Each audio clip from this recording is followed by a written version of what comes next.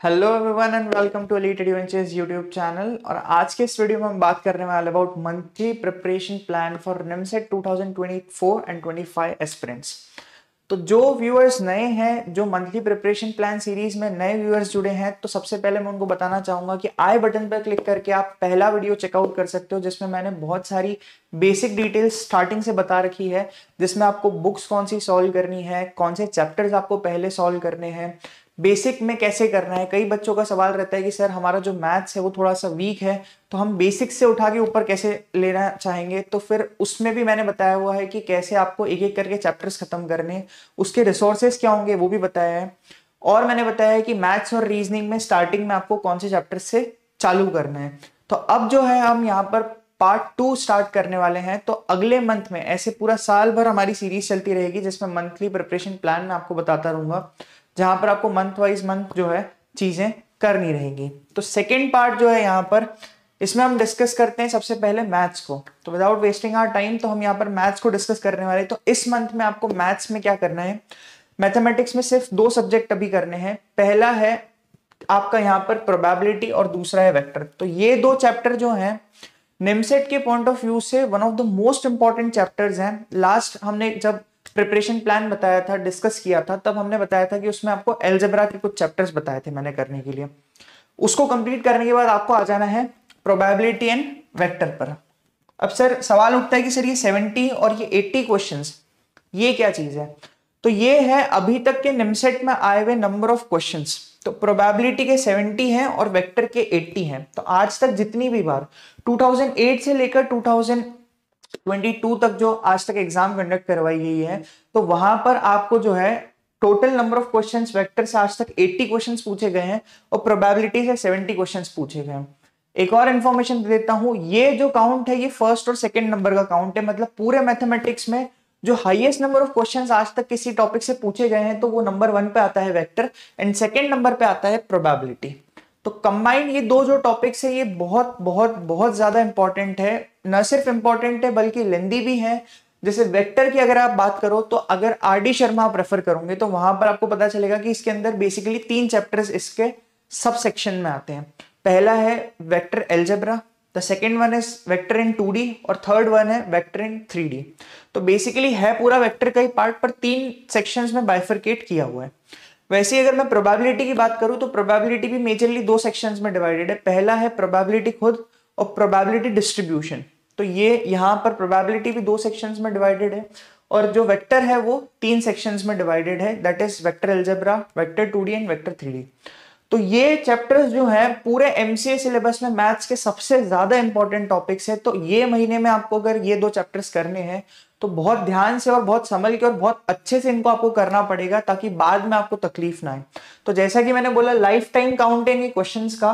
2008 से लेकर आज तक अप्रोक्सीमेटली 80 क्वेश्चंस आए हैं और प्रोबेबिलिटी से यहाँ पर जो है 70 क्वेश्चंस आए हैं, और नंबर 1 और नंबर 2 पर ये चैप्टर्स।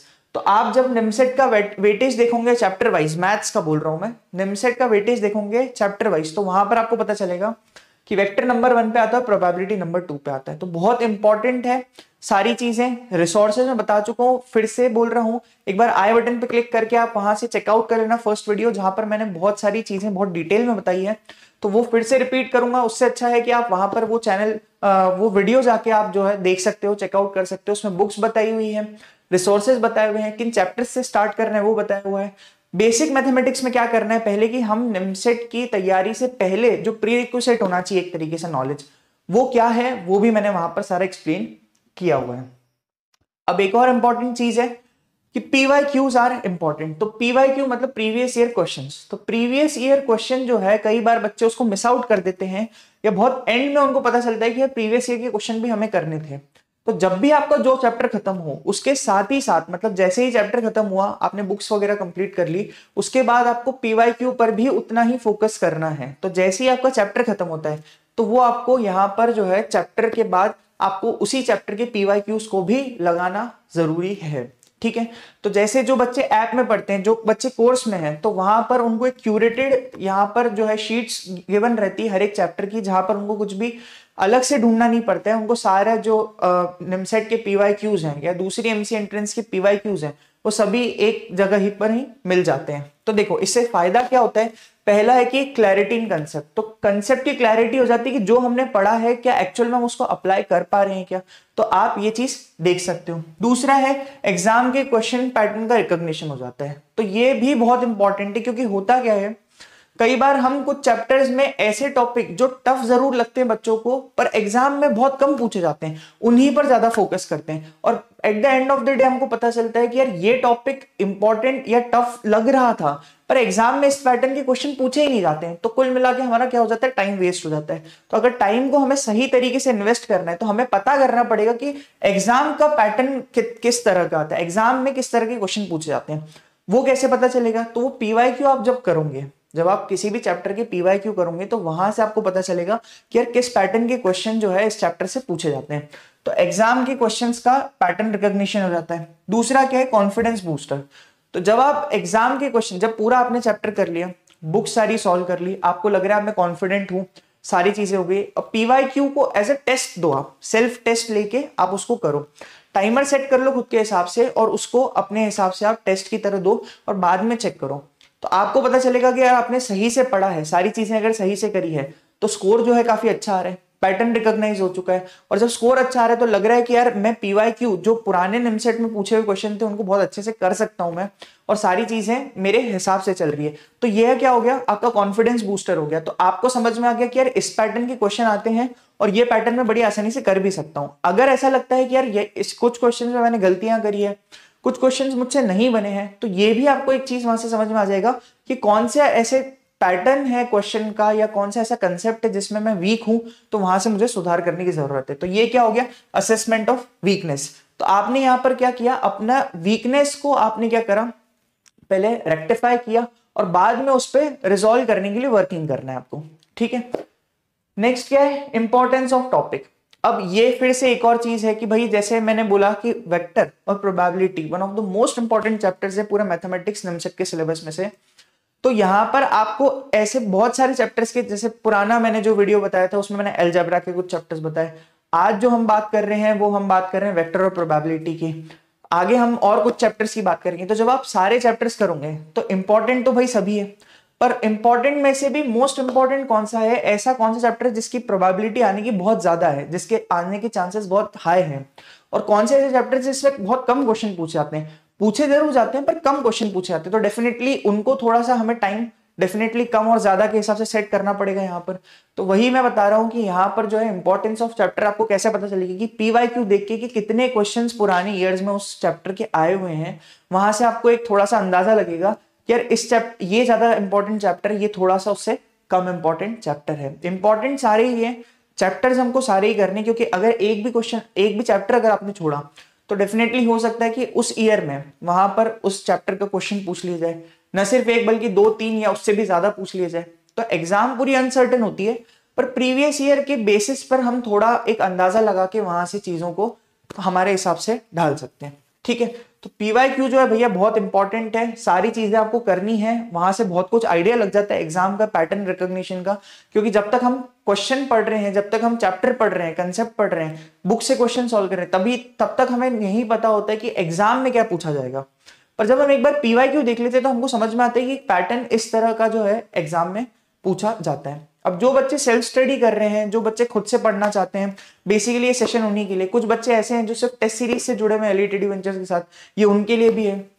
कुछ बच्चे ऐसे हैं जो रिकॉर्डिंग के हिसाब से अपने हिसाब से वो पढ़ना चाहते हैं, तो वो उनके लिए भी बेनिफिशियल है। तो यहाँ पर आपको एक चीज ध्यान रखनी है कि आप सेल्फ स्टडी कर रहे हो, बहुत अच्छी बात है, पर होता क्या है, सेल्फ स्टडी वाले स्टूडेंट्स को एक प्रॉब्लम होती है, वो है कंसिस्टेंसी। तो कंसिस्टेंसी किसी भी काम को कंप्लीट करने में, और न सिर्फ कंप्लीट बल्कि बहुत अच्छे से कंप्लीट करने में कंसिस्टेंसी रिक्वायर्ड होती है। अगर आप कंसिस्टेंटली नहीं पढ़ रहे हो, जैसे होता क्या है जनरली सेल्फ स्टूडेंट वाले बच्चों की यही शिकायत रहती है कि सर कंसिस्टेंसी मेंटेन नहीं हो पा रही है, रेगुलर में हम पढ़ नहीं पा रहे हैं, जो हम पढ़ते हैं, जैसे आज मान लो कोई चैप्टर खत्म किया, फिर 6-7 दिन का गैप हो जाता है या 15-20 दिन का गैप हो जाता है, फिर याद आता है कि यार दूसरा चैप्टर भी करना है। तो ऐसा जो गैप बिल्डअप होता है ना, इसके कारण आपको बहुत ज्यादा प्रॉब्लम आती है। दूसरा क्या है, लैक ऑफ प्रैक्टिस। तो तो लैक ऑफ प्रैक्टिस कैसे होती है कि भाई हमने एक बार कोई चैप्टर कर लिया, अब हमारे पास नंबर ऑफ क्वेश्चंस खत्म हो गए, हमने बुक सारी खत्म कर ली, इसके बाद क्या करें समझ में नहीं आता है, या खुद की टेस्टिंग कैसे करें समझ में नहीं आता है। तो उसके लिए एलिट एडवेंचर्स की तरफ से जो है 1 जून को यहाँ पर नई बैच स्टार्ट हो चुकी है, और इस बैच में पूरा कंप्लीट कोर्स के लिए आपकी डिटेल्स जो है वो मैं बता देता हूँ एक बार। तो यहाँ पर आपको लाइव क्लासेस मिलेगी, है ना, 2 टाइम्स होगी एटमोस्ट ऑल द टॉपिक्स की, और रिकॉर्डिंग मिल जाती है लाइव क्लास की। तो इफ इन केस अगर आपका कॉलेज वगैरह है या किसी कारण से आपने क्लास मिस कर दी है तो उसकी रिकॉर्डिंग भी ऐप के अंदर ही अवेलेबल हो जाती है, जिसको आप कभी भी एक्सेस कर सकते हो। मल्टीपल प्रैक्टिस शीट मिलती है किसी भी चैप्टर की। तो मान लेते हैं प्रोबेबिलिटी और वेक्टर का, जैसे मैंने आज बताया, तो वहां पर आपको बहुत सारे असाइनमेंट्स और शीट्स मिलेगी जिसको सॉल्व करोगे। जैसे चैप्टर एक बार पढ़ लिया, पर प्रैक्टिस के लिए सर फिर से क्या करें, तो हम खुद से वो नहीं निकाल सकते ना कि कौन से इंपॉर्टेंट क्वेश्चन है या हमको क्या सॉल्व करना है। बार बार हम एक चीज सॉल्व करते हैं तो हमें भी लगता है कि लेथार्जिक हो गया माइंड। तो उसी के लिए आपको मल्टीपल प्रैक्टिस शीट्स दी जाती है, असाइनमेंट्स दिए जाते हैं, थ्योरी बुक दी जाती है, जिसमें ई बुक कुछ ऐसी बुक्स है जो मार्केट में अवेलेबल नहीं है, वो सिर्फ ऐप पर ही आपको मिलेगी। कुछ खुद की क्यूरेटेड ई बुक्स है तो वो आपको यहाँ पर कोर्स के अंदर ही मिल जाएगी। उसके अलावा जैसा कि मैंने बोला कि chapter wise curated PYQ section रहता है, तो बच्चे को कहीं भी बाहर ढूंढने की जरूरत नहीं कि अलग से मैं हर एक चैप्टर के पीवाईक्यूज को ढूंढ के निकालूं। और ढूंढना मुश्किल भी है क्योंकि कहीं पर भी ऐसे नॉर्मली मिलते नहीं है। या तो फिर आप पूरा पेपर उठा के सॉल्व करना स्टार्ट करो कि 2008 से लेकर 2022 तक के सारे पेपर्स आप देखो, फिर उसमें से क्वेश्चंस आप छाटो, तो बहुत ज्यादा कॉम्प्लेक्स हो जाता है। तो यहाँ पर चैप्टर वाइज क्यूरेटेड पीवाईक्यू आपको मिल जाते हैं। फिर टॉपिक वाइज टेस्ट जो है वो 3 लेवल में होते हैं। तो जैसे मान लो आपका वेक्टर हुआ तो वेक्टर में 3 टेस्ट होंगे आपके, level 1, level 2 and then level 3। Probability में लेवल 1, लेवल 2 एंड लेवल 3। ऐसे हर एक चैप्टर में जो है आपको 3 लेवल के टेस्ट होंगे, ठीक है। फिर मेमोरी माइंड मैनेजमेंट, तो मेमोरी और माइंड मैनेजमेंट न सिर्फ पढ़ना तो भैया कोई भी पढ़ लेता है। अभी जैसे आप स्टार्टिंग वाली स्टेज में हो, जैसे जैसे कहानी आगे बढ़ती जाएगी तब पता चलेगा कि यार पढ़ने से भी ज्यादा इंपॉर्टेंट है कि पेपर देने का क्या तरीका होता है, पढ़ाई करने का क्या तरीका होता है। जब आप साल भर, ये लंबी रेस है, तो जब साल भर आप इस रेस में दौड़ते हो तो पता चलता है आसपास का एनवायरमेंट भी है, काफी है जो आपको डिस्ट्रैक्ट कर रहा है। तो सारी चीजें जो है, काफी सारे मोटिवेशनल लेक्चर होते हैं, माइंड और मेमोरी मैनेजमेंट कैसे करना है वो करते हैं।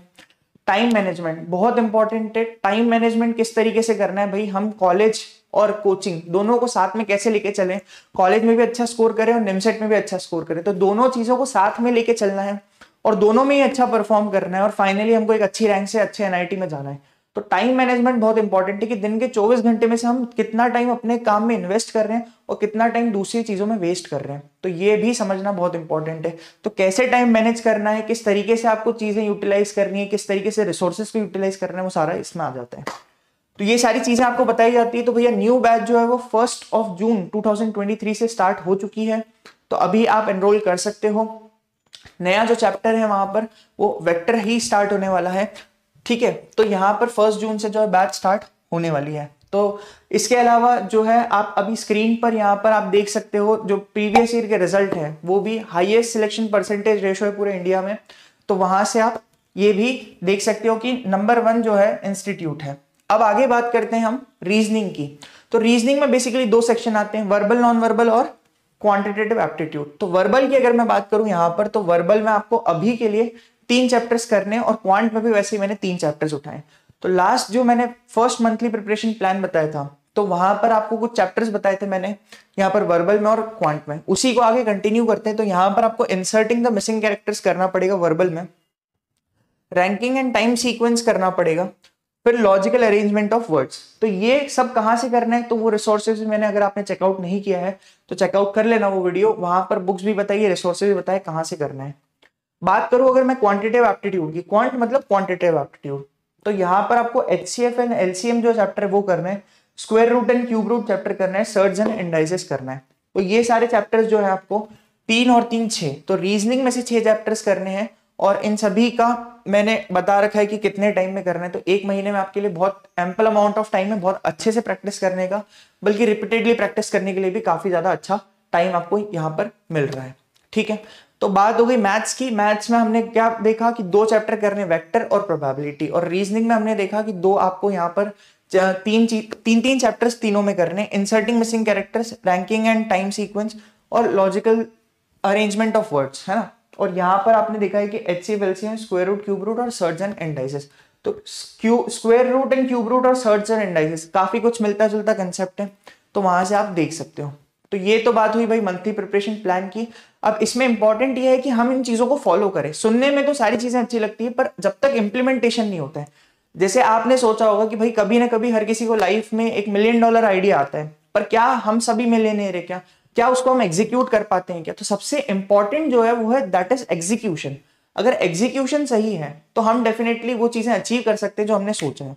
और एग्जीक्यूशन के लिए लगती है मेहनत, तो आपको वर्किंग स्टार्ट करनी पड़ेगी। तो आज से ही आप जो है अपनी वर्किंग पे स्टार्ट करो, सारी चीजें जो सोच रखी है उसको करना स्टार्ट करो, तभी वो चीज पॉसिबल हो पाएगी जो हम सोच रहे हैं।